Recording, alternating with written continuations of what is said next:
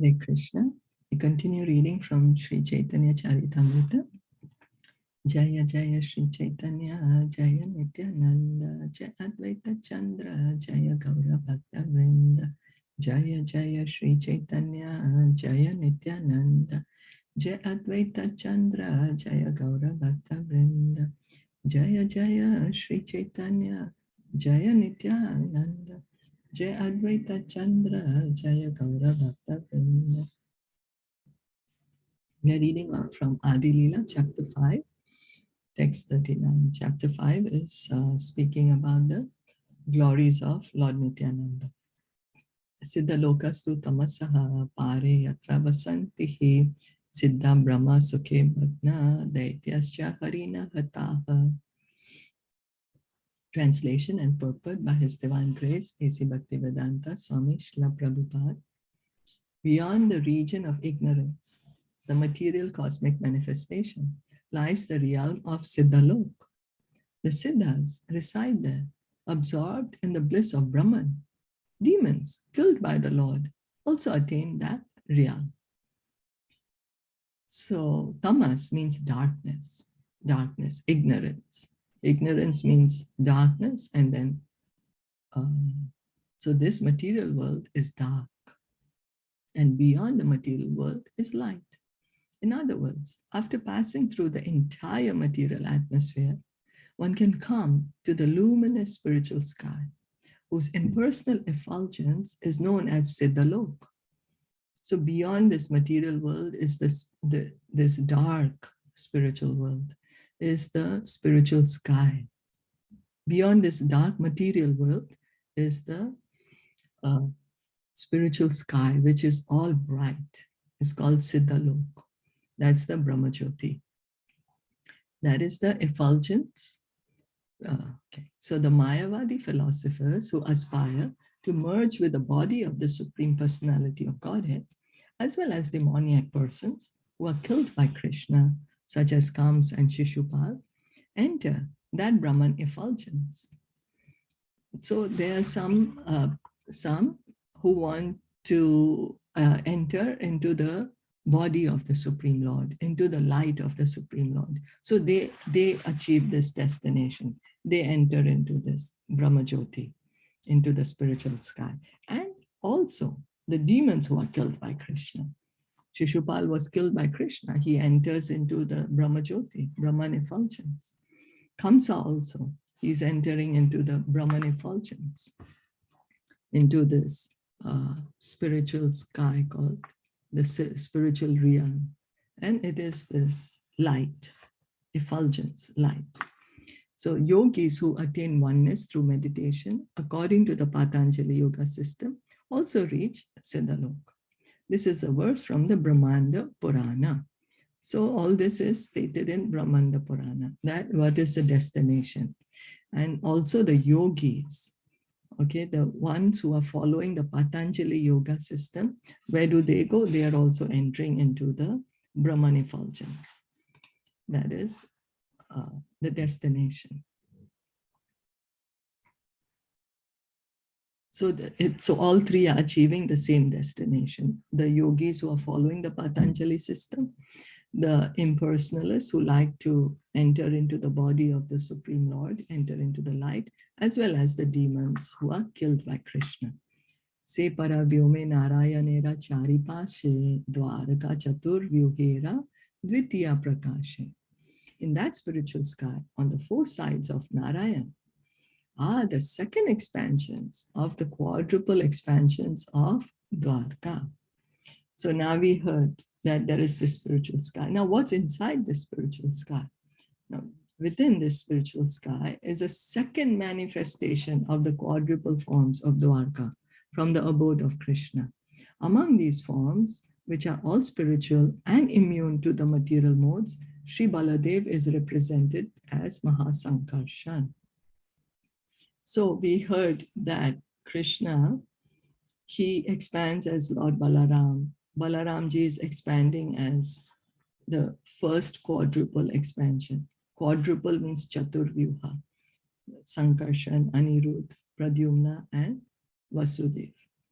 And so from them, the first quadruple, there is a second quadruple expansion which is happening, which is, and all these are spiritual forms. They are not material forms at all. These are transcendental forms of the Lord. They are not like how we have this material form which is full of defect. No, this is spiritual form. And so in the second quadruple, Sri Balaramji, he's represented as Mahasankarshan. Mahasankarshan. So the activities in the spiritual sky are manifested by the internal potency in pure spiritual existence. In this material world, all the activities are under the jurisdiction of the material energy of Krishna. That's his external energy, the material energy. But what about in the spiritual world is his spiritual energy, his internal potency. They expand in so the spiritual energy. So they expand in 6 transcendental opulences, which are all manifestations of Mahasankarshan, who is the ultimate reservoir and objective of all living entities. Although belonging to the marginal potency known as Jiva Shakti, the spiritual sparks known as the living entities are subjected to the conditions of material energy. It is because these sparks are related with both the internal and external potencies of the Lord that they are known as belonging to the marginal potency. So we heard, okay, material world, the material energy is facilitating everything here. In the spiritual world, the spiritual energy is facilitating. Now, who are we? We are parts and parcels of the Supreme Lord. We are Jiva Shakti. And we are known as marginal. Why are we known as marginal? Is because we have a tendency that we can be overcome either by the material energy or the spiritual energy, depending on our desire. We have that. We are like on the border, like a seashore. Sometimes if we see the seashore, sometimes the shore is inside the water, sometimes outside the water. Tata, margin. That's why we are called marginal energy. So then, in considering the quadruple forms of the absolute personality of Godhead, known as Vasudeva, Sankarshan, Pradyumna, and Anirudh, the impersonalists, headed by Sripad Sankaracharya, have interpreted the aphorisms of the Vedanta Sutra in a way suitable for the impersonalist school. To provide the intrinsic import of such aphorisms, however, Srila Rupa Goswami, the leader of the 6 Goswamis of Vrindavan, has properly replied to the impersonalist in his Laghu Bhagavatamrita, which is a natural commentary on the aphorisms of the Vedanta Sutra. So the Vedanta Sutra, written by Sripad Sankaracharya, they have interpreted the original Vedanta Sutra in a impersonalist way to suit the realization that the realization of merging into the light is the highest realization. Now, Srila Rupa Goswami, who is one of the 6 Goswamis of Vrindavan, and he's the leader of the 6 Goswamis of Vrindavan, he has written Laghu Bhagavatamrita. Laghu Bhagavatamrita, and what is that? That is a natural commentary on the Vedanta Sutra. So in the Padma Puran, as quoted by Srila Rupa Goswami in his Laghu Bhagavatamrita, describes that in the spiritual sky, there are 4 directions corresponding to east, west, north, and south. So the spiritual sky also has directions, east, west, north, and south. This is coming from the Padma Puran. Padma Puran originally, and Srila Rupa Goswami is quoting this verse from Padma Puran in his Laghu Bhagavatamrita, stating that there is east, west, north, and south, and So Vasudev, Sankarshan, Anirudh, and Pradyumna are situated in these four directions. The same forms are also situated in the material sky. The Padma Puran also describes a place in the spiritual sky known as Vedavati Pura, where Vasudev resides. In Vishnu Lok, which is above Satya Lok, Sankarshan resides. So there is a Vishnu Lok. And in this Vishnu Lok, there is Lord Sankarshan is living there.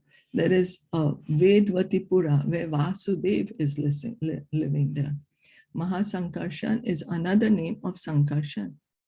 Pradyumna lives in Dwarkapur, and Anirudh lies on the eternal bed of Shesh, generally known as Ananta Shaya, on the island called Shvetadvip in the ocean of milk. So how these four personalities are situated is written here. That Anirudh, he's lying on the ocean of milk, on this Ananta Shesh. That is Anirudh. And then Pradyumna is in Dwarkapur, and Sankarshan is in Satyalok. No, I'm sorry, is in Vishnu Lok, and Vedvati Pura is where Vasudeva is there.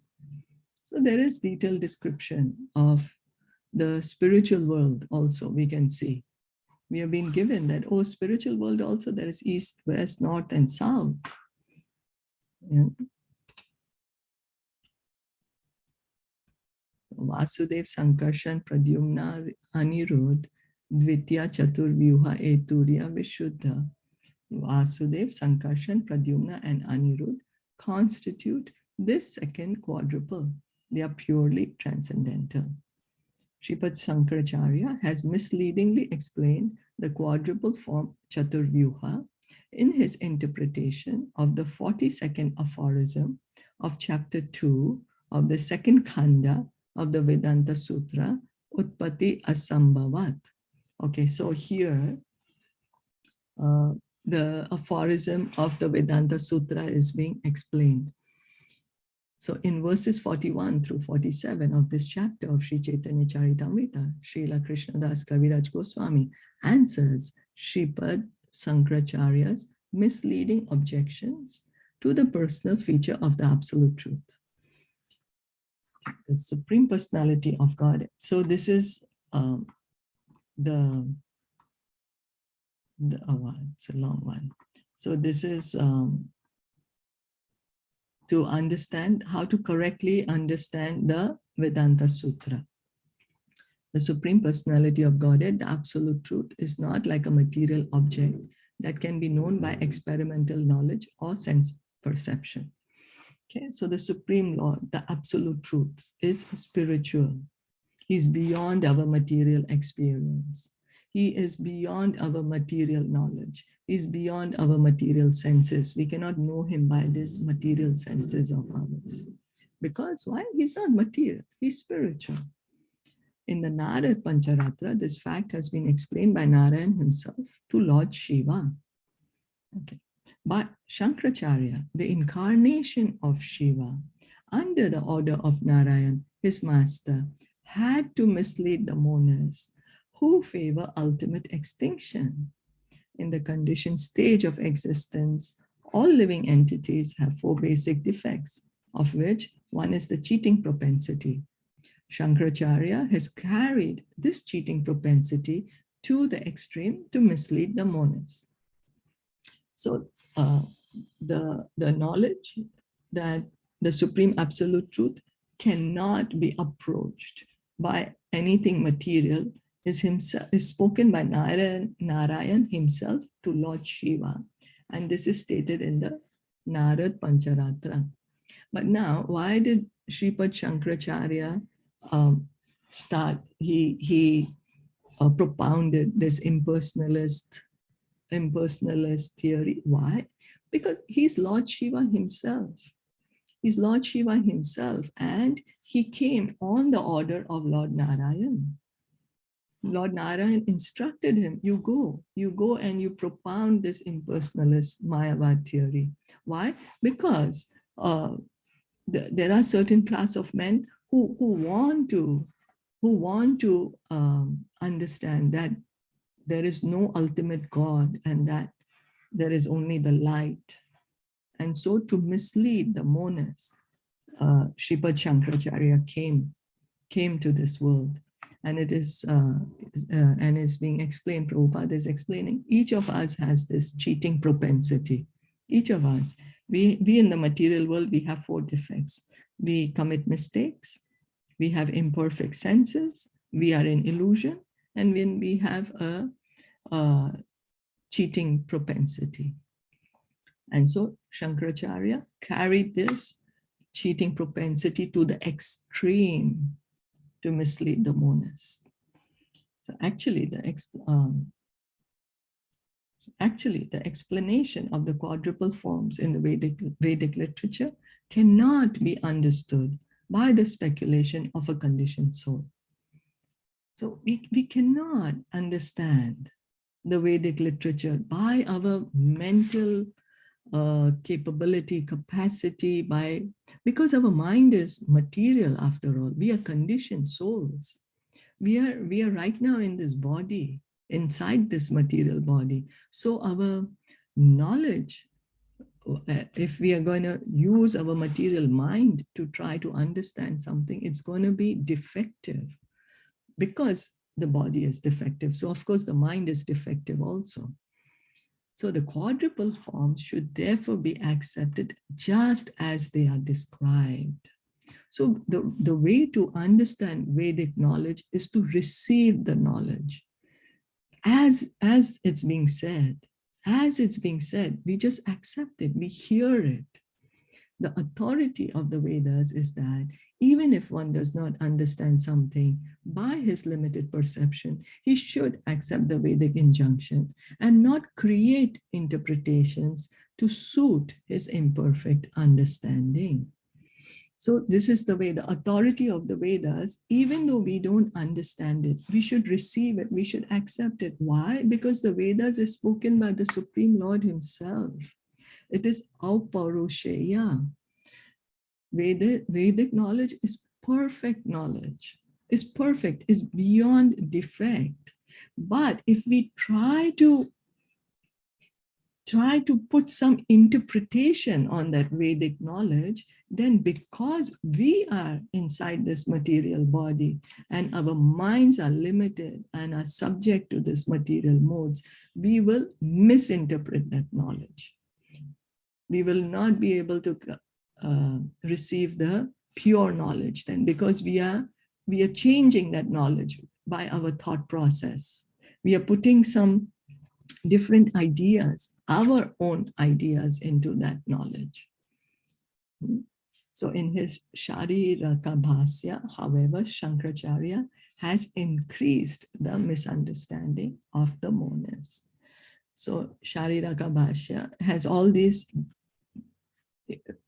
interpretations to the original Vedic knowledge, and that is what is increased all the misunderstanding. So this is the reason. So we just need to receive the knowledge. And we'll stop here for today. Are there any questions or comments?